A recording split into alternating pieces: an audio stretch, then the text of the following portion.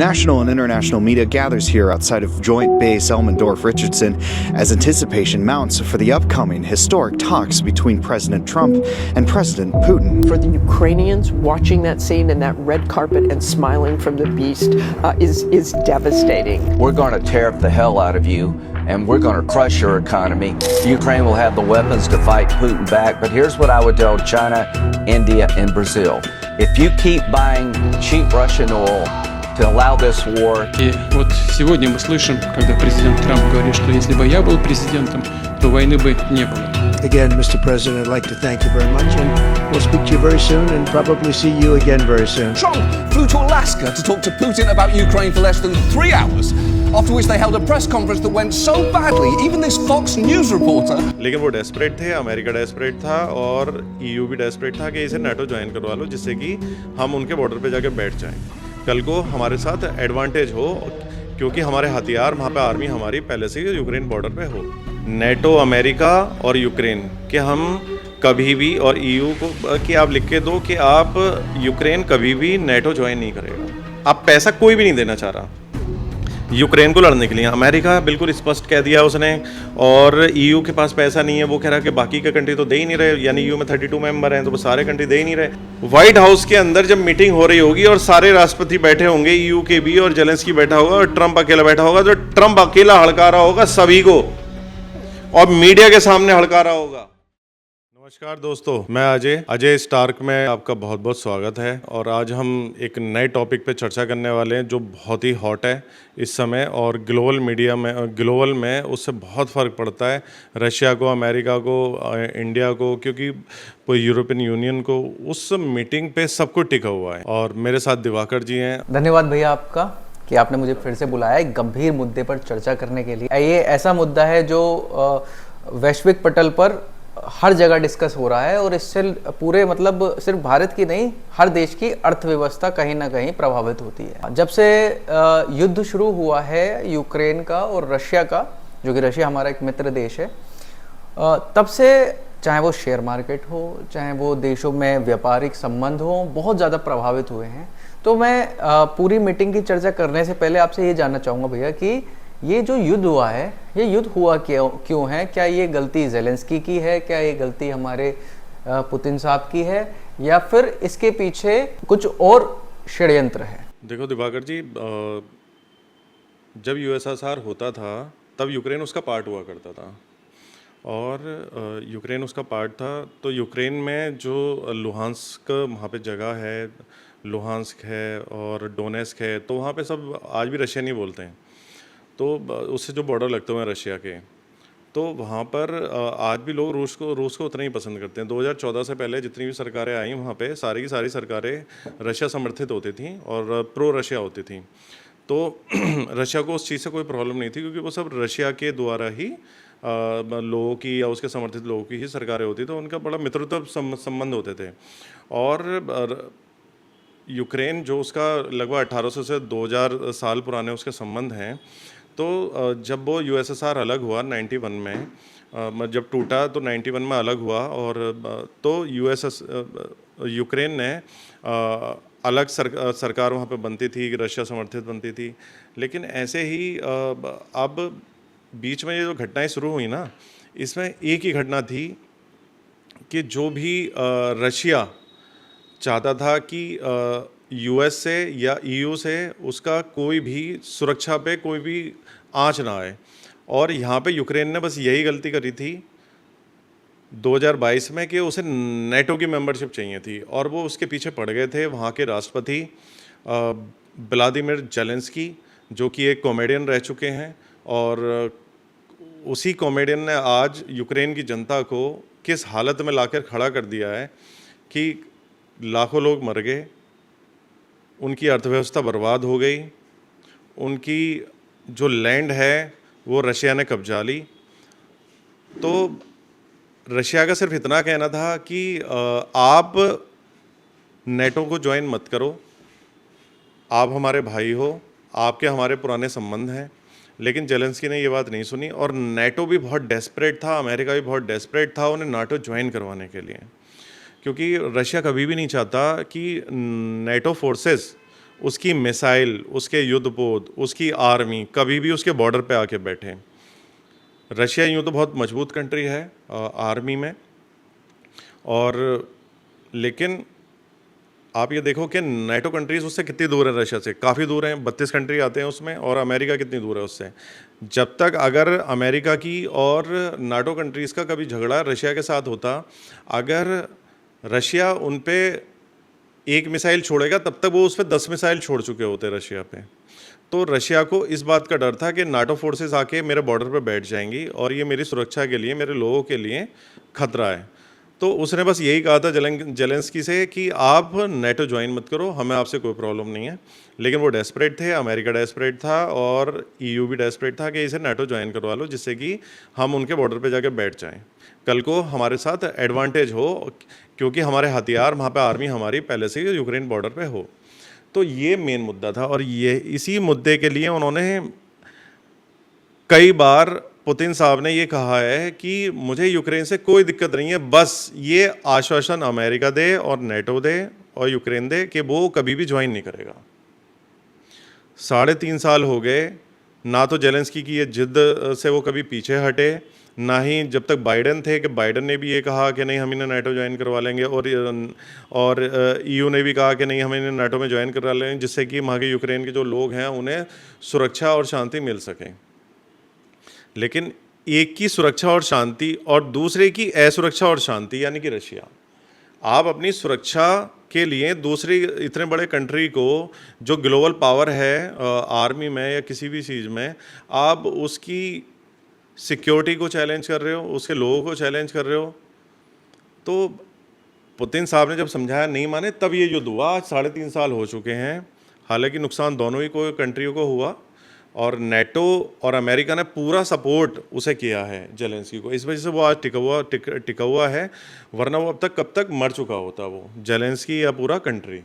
लेकिन बावजूद इसके पूरा अमेरिका खड़ा है, पैसे दे रहा है, ईयू खड़ा है, पैसे दे रहा है, उसके बावजूद भी वो अपने लोगों को, जेलेंस्की ना तो मरने से बचा पा रहा, ना अपनी जो संपत्ति हैं उसे मरने से बचा पा, मतलब जो उनके साथ मतलब उन्हें नेस्ता नाबूद होते हुए बचा सकता, ना ही वो क्या नाम है जो उसकी इकोनॉमी थी उसे बचा पाया वो। अब तो उसकी लैंड जो है उसमें 4-5 ऐसे स्टेट हैं, जैसे लुहांस्क है, डोनेस्क है, ज़पोरिजिया है और खैरसोन है, उसे तो पुतिन ने कब्जा कर लिया।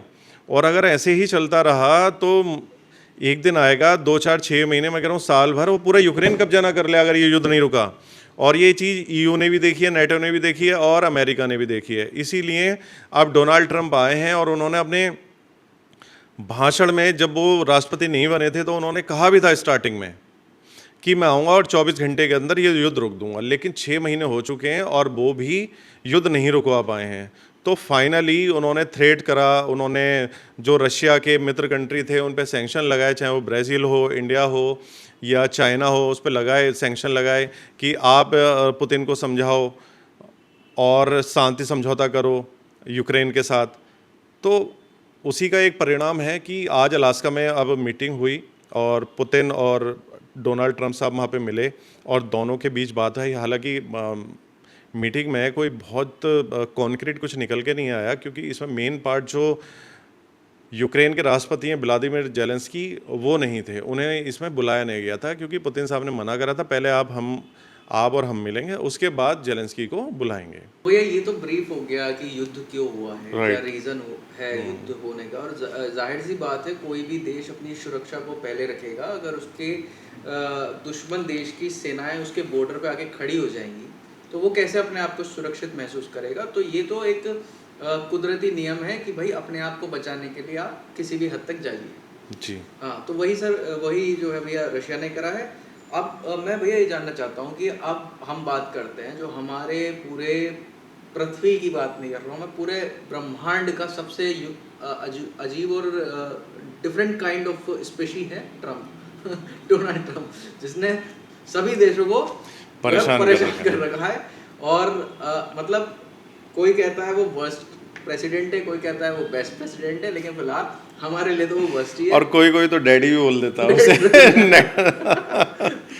नेटो चीफ बोल देता है, तो डैडी है माय फ्रेंड डोनाल्ड ट्रम्प। तो अब जब वो आए, उन्होंने बहुत बड़ी बड़ी बातें करी हैं, तो कहीं कहीं तो मुझे डोनाल्ड ट्रंप ऐसे लगते हैं, वो एक कहानी होती थी ना भैया पहले की, वो शेख ही मारता था बड़ी बड़ी, है उसका नाम ही कुछ ऐसा था शेख करके, हाँ, तो वो शेख ही मारता था, शेख चिल्ली, शेख चिल्ली, शेख चिल्ली, मैं आ जाऊंगा तो ये कर दूंगा, मैं आ जाऊंगा तो वो कर दूंगा, अब उसे कुत्ता नहीं पूछ रहा जी। तो अभी फिलहाल क्वेश्चन ये है कि अब डोनाल्ड ट्रंप आ गया, उन्हें टैरिफ की बाढ़ आ गई, लगा दी है, रोज आ जाता है, और इस पे इतना टैरिफ, उस पे इतना टैरिफ, फिलहाल उसने भारत पे 50% का टैरिफ लगा दिया, क्योंकि हम रशिया से ऑयल खरीद रहे हैं, खरीदेंगे क्योंकि डिस्काउंटेड है, दूसरा रशिया हमारा एक मित्र देश है, मित्र कंट्री है हमारा, मुसीबत में वो हमारे साथ खड़ा रहा, राइट। अब जो ये मीटिंग सेट करी है ट्रंप ने, ये कह के कि भैया मैंने इनके तोते का गला दबा दिया, यानी कि ट्रंप ने बेसिकली कहा कि इंडिया का मैंने गला दबा दिया, तो रशिया आ गया मीटिंग करने के लिए, तो उसने बेसिकली इंडिया को उसका तोता बताया कि इसकी जान इसके अंदर है। तो पुतिन साहब वहाँ अलास्का पहुंचे, मीटिंग हुई, रिपोर्टर्स ने बहुत सारी क्वेश्चंस की बौछार करी, उसमें ट्रंप साहब का एक बहुत अच्छा सा वो पुतिन साहब का एक बहुत अच्छा सा मीम भी हो रहा है कि वो ऐसे कह रहे हैं कहाँ पागलों के बीच आ गया मैं तो मीटिंग का निष्कर्ष क्या रहा, क्या निकल के सामने आया कि भाई क्या हो सकता है और आगे क्या रणनीति रहेगी, क्या हमारे कॉमेडियन साहब मतलब जो हमारे प्रेसिडेंट हैं ज़ेलेंस्की, उनको बुलाया जाएगा नहीं बुलाया जाएगा? देखो, इसमें तो कोई शक नहीं कि ट्रंप साहब ये वास्तव में चाहते हैं कि पीस डील हो जाए, और अमेरिका के में जो हिलैरी क्लिंटन हैं डेमोक्रेट्स की, तो उन्होंने भी कहा है कि अगर ये पीस डील इन्होंने करवा दी तो हम इन्हें नोबेल पीस अवार्ड के लिए नॉमिनेट करेंगे। अच्छा। तो डोनाल्ड ट्रंप को क्या चाहिए यहाँ पे? डोनाल्ड ट्रंप ये कहते आ रहे हैं कि हमने कई युद्ध रुकवा दिए, जैसे ईरान इज़राइल रुकवा दिया, हमने कंबोडिया और थाईलैंड रुकवा दिया, इंडिया पाकिस्तान रुकवा दिया, और भी 2-4 इधर उधर युद्ध थे वो भी रुकवा दिए, और उसमें अब ये फाइनल युद्ध रुकवाने जा रहे हैं वो ये वाला, यूक्रेन वर्सेस रशिया। तो वो अपने आप को एक पीस लीडर के तौर पे पेश कर रहे हैं वर्ल्ड को, इसलिए वो नोबेल पुरस्कार चाहते हैं, तो इसलिए वो आगे बढ़ के काम कर रहे हैं, मुझे ये लगता है। वैसे इस मीटिंग में ये हुआ, पुतिन ने बता दिया कि मेरे लाखों लोग मरे हैं और इतना मुझे नुकसान हुआ है, और यहाँ पे लुहांसक और डोनेट्स्क जो एरिया है वो पहले से ही मेरे कब्जे में है, मेरे ही लोग रहते हैं वहाँ पे, तो ये तो मैं किसी भी हालत में नहीं छोड़ूंगा। बाकी ज़पोरिजिया हो, खेरसोन हो, ये फिर भी बहुत हो सकता है छोड़ने की, लेकिन उन्हें स्पष्ट कह दिया लुहांसक और डोनेट्स्क तो मैं छोड़ूंगा ही नहीं, किसी भी कीमत पर नहीं छोड़ूंगा। और ट्रंप को ये बता दिया गया है कि इतने लाखों लोग मरवाने के बाद भी अगर मैं सब वापस चला जाऊंगा पीछे तो ये मेरी हार होगी। और आज जब मैंने ज़मीन कब्जा ली, मेरे लोग वहाँ पे रह रहे हैं और मेरे ये मुझे हटा भी नहीं पाए, कितनी कोशिश कर लें, तो मैं क्यों छोड़ूँ? आज मेरा अपर हैंड है और इन्होंने मेरा आज तक कुछ भी नहीं कब्जाया, मेरी ये धरती पर तक नहीं घुसे, तो मैं इनसे क्या स्वैप करूँ? तो देखा जाए तो अपर हैंड पुतिन का है, क्योंकि उसने काफ़ी सारी जगह ले ली है। और डोनेट्स्क लुहांसक तो वो इसलिए भी नहीं दे सकता है क्योंकि वो उसके रशिया के बिल्कुल बॉर्डर से मिलते हैं। अगर वो उसे वो भी दे देगा तो कल को फिर वही होगा, वो नाटो मेंबरशिप की जिद करेगा या फिर वो अपने हथियार तैनात करेगा। अब उसने कम से कम ये एक बफर जोन बना दिया, लुहांस्क और डोनेट्स्क, उन्हें बफर जोन बना दिया कि भाई रशिया इधर है और यूक्रेन इधर है और बीच में ये बफर जोन। तो आपको कभी भी हम पे हमला करना है तो इसी के बीच में से निकल के जाना है, और यहाँ पे हमारे लोग हैं पहले से ही, तो आप ऐसा कर नहीं पाओगे। तो और एक उन्होंने ये कह दिया, दूसरा उन्होंने ये कहा है कि आप हमें लिख कर दो, नेटो, अमेरिका और यूक्रेन, कि हम कभी भी, और ईयू को कि आप लिख के दो कि आप यूक्रेन कभी भी नेटो ज्वाइन नहीं करेगा। तो यहाँ पे अब ज़ेलेंस्की को ये भी चाहिए होगा, काउंटर क्वेश्चन किया था जो सुनने में भी आया कि यार ज़ेलेंस्की तो ये कहेगा कि आज तो इन्होंने मेरा पहले क्रीमिया कब्जा लिया, अब डोनेट्स्क लुहांसक और ये सब कब्जा लिया इसने, और कल को पूरे यूक्रेन को कब्जा लेगा। बात सही है, डर सही है उसका। तो उन्होंने कहा कि जो नेटो में आर्टिकल 5 होता है, आर्टिकल 5 वो होता है जहाँ पर नेटो कंट्री और 32 कंट्रीज जो उसके मेंबर हैं, अगर किसी एक मेंबर पे हमला होता है तो वो पूरे 32 कंट्रीज़ पे हमला माना जाता है, तो सारे कंट्री उस कंट्री के से लड़ेंगे। तो ये बड़ा ख़तरनाक आर्टिकल है। तो उन्होंने ये कहा कि भाई हम ऐसा ही उसे कुछ देते हैं कि तुम्हारी सुरक्षा की जिम्मेदारी हमारी है। ज़ेलेंस्की ये कह रहा है कि बस मुझे जगह दे दो मेरी, और मुझे नेटो की मेंबरशिप दे दो, या मुझे सुरक्षा की गारंटी दे दो। और पुतिन कह रहा है कि जो मैंने कब्जा लिया वो तो छोड़ूंगा नहीं, डोनेट्स्क लुहांसक तो किसी कीमत पर नहीं छोड़ूंगा, बाकी छोड़ दूंगा मैं, खेरसोन वगैरह, ज़पोरिजिया वगैरह ये छोड़ दूंगा मैं। लेकिन आप क्या सब छोड़ दो, सब नहीं छोड़ूंगा मैं। तो अब यहाँ पे जो मेन मुझे समझ में आ रहा है, जेलेंस्की ने पब्लिकली कहा है, ईयू ने पब्लिकली कहा है कि ट्रंप अकेले डील कर आए, हम उस डील से सहमत नहीं है। इसलिए आज वाइट हाउस में जो मीटिंग रखी गई है उसमें आपने देखा होगा कि एक बच्चा जा रहा है यानी यूक्रेन, उसके 4-5 बाप जा रहे हैं। कौन? जिसमें फ्रांस जा रहा है, इटली जा रहा है और पोलैंड जा रहा है, 4-5 कंट्री जा रहे हैं ईयू के, जो वहाँ के राष्ट्रपति हैं मिलने, जिससे कि पिछली बार जो उसे बेइज्जत करके भगाया था, हड़काया था उसे, फिर से उसके साथ वो छीछा लेतन ना हो जाए।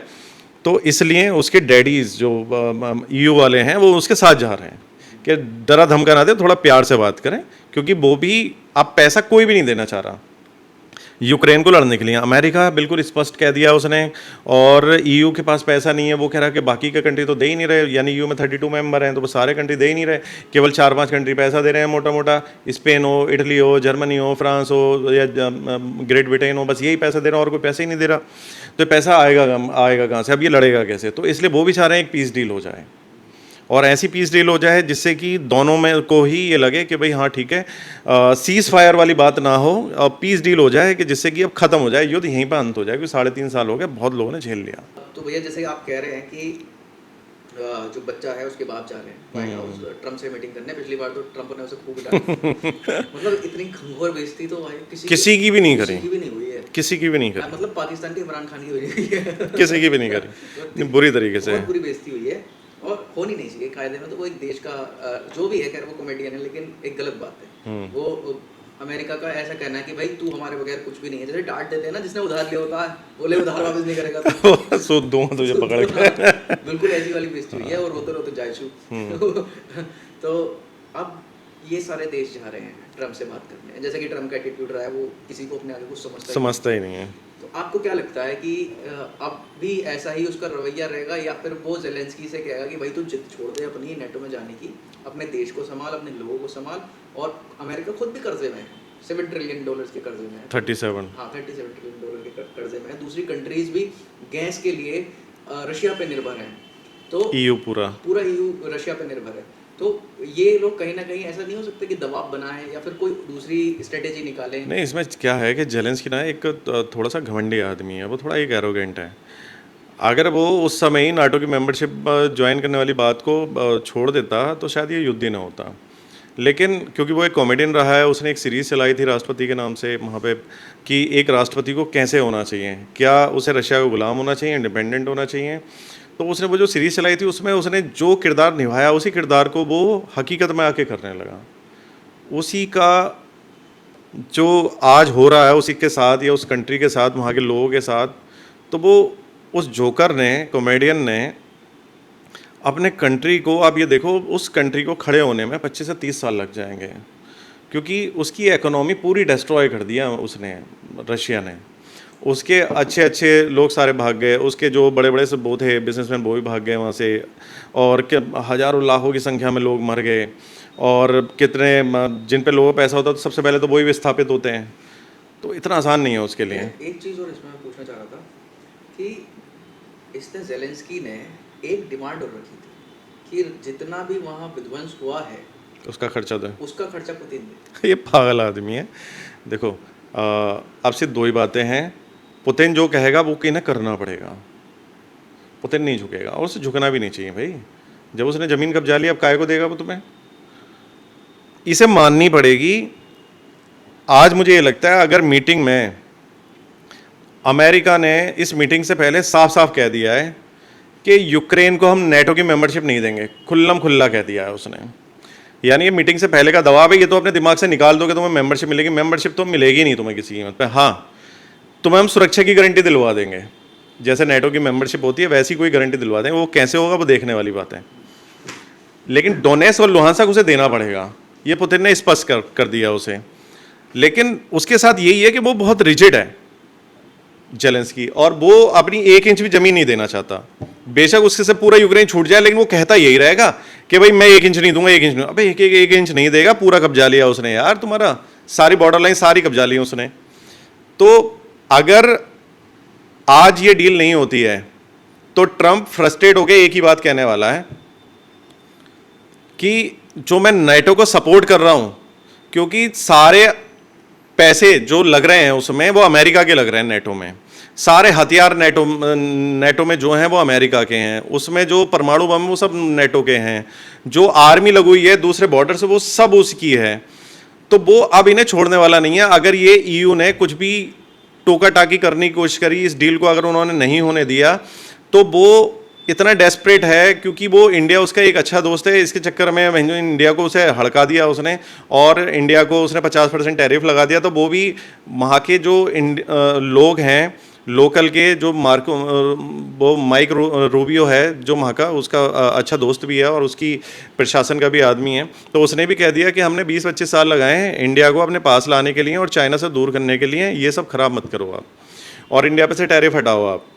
वहाँ के जो बड़े बड़े वो हैं उद्योगपति, उन्होंने भी यही कहा है कि अमेरिका जो भी भारत पे टैरिफ लगा रहा है, भारत पे कोई भी इसका इम्पैक्ट नहीं आएगा, क्योंकि वो एक ग्रोइंग इकोनॉमी है और उसकी जो रफ्तार है जीडीपी बढ़ने की वो 6.5 है, 6.6 है, और आगे वो 7% तक हो जाएगी। तो वो तो नहीं रुकने वाला। तो इसलिए वो भी फ्रस्ट्रेट हो गया कि मुझे, एक तो मैंने इस युद्ध को रुकवाने के लिए अपने लोगों पे, चाहे वो ब्राज़ील हो, इंडिया हो, उन पे भी मैंने सैंक्शन लगा दिए, और तो ईयू को भी वो धमका देगा कि मैं तुम्हारी सिक्योरिटी पे प्रश्न चिन्ह लग जाएगा अगर हमने हाथ खींच लिए तो। और दूसरा वो उसे भी कह देगा, और वो थोड़ा पागल आदमी है ट्रम्प ना, अगर उसकी ईगो पे आ जाती है तो वो इमीडिएट कुछ भी बोल देता है। वो इमीडिएट ये भी कह देगा कि आज से मैं तुम्हें कोई पैसा नहीं दूंगा, जो पैसा मैंने तुम्हें दिया है वो वापस भी कर दो मेरा पैसा, और सारे हथियार, और कोई भी हथियार देगा तो उस पर मैं सैंक्शन लगा दूंगा। वो ये भी कह देगा, क्योंकि उसे चाहिए नोबेल पीस पुरस्कार एट एनी कॉस्ट, किसी भी कीमत पे। तो वो अब रुकने वाला नहीं है। वो जेलेंस्की को बेशक मीटिंग में ना हड़काए, लेकिन मीटिंग के बाद हड़का देगा। पहले तो कन्विंस करने की कोशिश करेगा, लेकिन मीटिंग के बाद हड़का देगा और पब्लिकली हड़काएगा। और आप ये देखो कि व्हाइट हाउस के अंदर जब मीटिंग हो रही होगी और सारे राष्ट्रपति बैठे होंगे, ईयू के भी, और जेलेंस्की बैठा होगा और ट्रंप अकेला बैठा होगा, तो ट्रंप अकेला हड़का रहा होगा सभी को और मीडिया के सामने हड़का रहा होगा। अब मरता क्या ना करता, जेलेंस्की के पास कुछ नहीं बचा है। जेलेंस्की के पास कुछ नहीं बता, उसे ये डील लेनी पड़ेगी, हर हालत में लेनी पड़ेगी उसे ये डील, और अपनी जगह उसे छोड़नी पड़ेगी। लेकिन ईयू के कुछ कंट्री ऐसे हैं, जैसे बाल्टिक कंट्रीज हैं रशिया से लगे हुए, तो उसमें जो कंट्रीज हैं वो कभी भी नहीं मानेंगे। बोले आज तुमने यूक्रेन को छुड़वा दिया, कल को रशिया हम पे हमला कर देगा। उनकी बात सही है, लेकिन वो हालांकि नेटो मेंबर हैं, नहीं डर उन्हें फिर भी लगता है। तो ये होने वाला है कि ये जेलेंस्की नहीं मानेगा, एक मीटिंग में तो नहीं होने वाला ये, और पब्लिकली इसे ह्यूमिलेट करेगा अमेरिका, और अच्छे से करेगा और सपोर्ट भी खींच लेगा। उसे ये डील चाहिए, क्योंकि वो भी चाहता है कि, उसने कहा है कि पुतिन को मैं फिर से, जो G7 है वो G8 हुआ करती थी, क्रीमिया कब्जाने के बाद रशिया को उसमें से हटाया था। जब रशिया ने उसे कब्जा लिया था तब उसे वहाँ से मेंबरशिप से हटाया गया था। तो वो कई बार कह चुका है मैं फिर से पुतिन को उसमें देखना चाहता हूँ, पुतिन से फिर से मैं बिजनेस करना चाहता हूँ।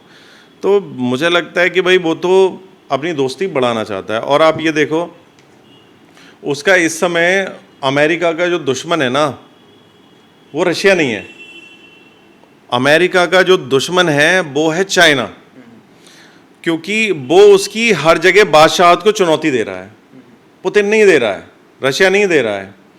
तो अगर रशिया और अमेरिका एक हो जाएं, चाइना कहाँ जाएगा आप मुझे बताओ? किससे सपोर्ट मांगेगा चाइना? क्योंकि इंडिया और रशिया एक है और अमेरिका भी एक हो गया इनके साथ। अब चाइना अकेला रह गया। अब कल को कोई झगड़ा होता, वो ताइवान कब जाता है, तो सब टूट पड़ेंगे और रशिया उसकी मदद नहीं करेगा।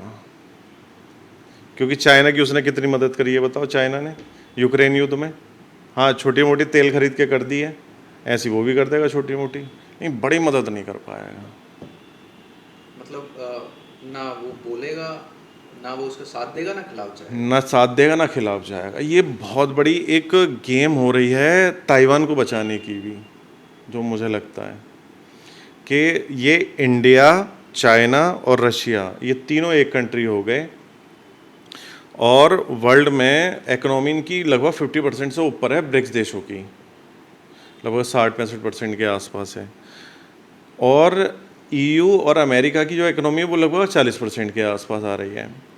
तो उसे खतरा इसी बात का है कि हम कंज्यूमिंग इकोनॉमी है, मैन्युफैक्चरिंग इकोनॉमी है ही नहीं। हम मैन्युफैक्चरिंग कौन है? इंडिया है और चाइना है। यानी कि जो भी कुछ आ रहा है धंधा वो बिजनेस उसमें आ रहा है, ब्रिक्स में, नेटो में आ ही नहीं रहा है, क्योंकि वहाँ पे लेबर कॉस्ट इतनी महंगी है। तो आज जेलेंस्की को ये बात माननी पड़ेगी। अगर आज नहीं माना तो अगले दिन माननी पड़ेगी, माननी जरूर पड़ेगी और झुकना ही सही पड़ेगा। नहीं तो कोई ना कोई वो ट्रम्प ऐसा आदमी है कि इसे हटवाए, कुछ करे, लेकिन वो ये डील करवा देगा क्योंकि उसे चाहिए डील। तो भैया सारा जो ये गेम हो रहा है, सारी जो चीज़ें हो रही हैं, ये हो रही है कि भैया हमारे जो ट्रम्प वो उनको पीस पुरस्कार चाहिए, नोबेल पीस पुरस्कार। लेकिन फिलहाल ऑल ओवर द कंक्लूजन आपकी जियोपॉलिटिकल समझ क्या कहती है कि क्या होगा, क्या इसमें निष्कर्ष निकलेगा? और एक प्रेडिक्शन भी मैं आपसे करवाना चाहता हूँ कि आप क्या प्रेडिक्ट करते हैं जो आप अभी तक समझ रहे हैं पूरी सारी जितनी भी सिचुएशन है। देखो इसमें ना, अगर हम यूक्रेन को एक तरफ रखते हैं तो अगर ये डील किसी वजह से नहीं हो पाती है तो इसमें पुतिन नहीं हारेगा, क्योंकि पुतिन का साथ कौन दे रहा है? चाइना दे रहा है और इंडिया दे रहा है। और ट्रम्प चाचा अकेले पड़ गए। अगर ये तीनों एक हैं और ट्रम्प अकेला है और वो अपना कोई काम नहीं कर पा रहा और उनने चाइना पे भी सैंक्शन लगा लिए, इंडिया पे भी सैंक्शन लगा लिए, तो आप देखो इंडिया पे जो सैंक्शन लगा लिए उसका कोई इम्पैक्ट नहीं आने वाला। इम्पैक्ट आएगा तो US में इम्पैक्ट आएगा। वहाँ पर जो भी माल जाता है उसकी कॉस्ट बढ़ जाएगी और वो जो कॉस्ट होगी वो झेलेगा कौन? वहाँ के नागरिक झेलेंगे। और अगर वहाँ के नागरिक झेल रहे हैं तो वो ट्रम्प को गाली बकेंगे सब, हम नहीं। हमें कोई नुकसान नहीं हो रहा, क्योंकि हमारा जो एक्सपोर्ट पे फ़र्क अब उस पे जो GDP पे फ़र्क आ रहा है वो 0.25% के आसपास आ रहा है हमारी टोटल GDP का। हम पे कोई इम्पैक्ट नहीं आना। और हमने, आप ये देखो कि EU ने हमारी जो कंपनी थी नयारा रिफाइनरीज़, तो उस पे सैंक्शन लगा दिए कि आप रशिया से जो डीजल ख़रीदते हो और उसे आप रिफ़ाइन करके बाद में EU को बेच देते हो, अमेरिका को बेचते हो, तो उसने हमारी उस कंपनी पे सैंक्शन लगाए कि अब हम आपसे नहीं खरीदेंगे। तो हम इंडिया ने, उन्होंने कहा कि हम आप पे जनवरी से सैंक्शन लगा रहे हैं, तो इंडिया ने कह दिया जनवरी से मत लगाओ, तुम आज से सैंक्शन लगाओ और मैं इसे आज से लागू कर रहा हूँ और अब हम तुम्हें कोई भी माल नहीं बेचेंगे आगे। तो इंडिया ने जो उनके लिए माल बन रहा था, उनकी कंपनियों के लिए माल बन रहा था रिफाइन करा हुआ, वो सारा का सारा माल उन्होंने सी में बेच दिया या फिर चाइना बेच दिया। अब हम नए मार्केट तलाश रहे हैं जिसमें एक चाइना है, कुछ गल्फ कंट्रीज़ हैं, अफ्रीकन कंट्रीज़ हैं, तो हम नया मार्केट ढूंढ रहे हैं और हमें वो ग्राहक हमारे मिल गए, तो हम पे इम्पैक्ट नहीं होने वाला। इन्होंने ये सब करा था कि इंडिया उससे ऑयल लेना बंद कर दे। हमने ऑयल लेना बंद नहीं करा, बल्कि बढ़ा दिया हमने 20 से 25%। यार हम एक सॉवरेन कंट्री हैं, हम एक इंडिपेंडेंट कंट्री हैं, वर्ल्ड की सबसे बड़ी डेमोक्रेसी हैं। तुम हमें सिखाओगे कि हमें कहाँ से माल लेना है और कहाँ माल बेचना है? ये मेरा खुद का डिसीजन होगा, मेरे लोगों के हित में जो डिसीजन होगा, ये डिसीजन मैं मेरे देश के हित में लूँगा और तुमसे पूछ के नहीं लूँगा कहाँ से खरीदूँ, कहाँ बेचूँ। मेरा जहाँ मन करेगा वहाँ खरीदूँगा, वहाँ बेचूँगा मैं। अगर आप यूक्रेन को सपोर्ट कर सकते हो, उसके वॉर को फंड कर सकते हो, तो मैं मेरे दोस्त की हेल्प कर सकता हूं जिसने मुझे 1971 की वॉर में, जब मेरे पे अमेरिका हमला कर रहा था, करने की कोशिश कर रहा था, तो रशिया ने आके हमें बचाया था। मैं कैसे भूल जाऊंगा? तो हम अपने पुराने दोस्त का हाथ नहीं छोड़ेंगे, क्योंकि उसने भी हमारा कभी हाथ नहीं छोड़ा। ये जय वीरू की दोस्ती इतनी आसानी से नहीं टूटेगी। धन्यवाद दोस्तों, ये हमने आपके सामने अपना पक्ष रखा।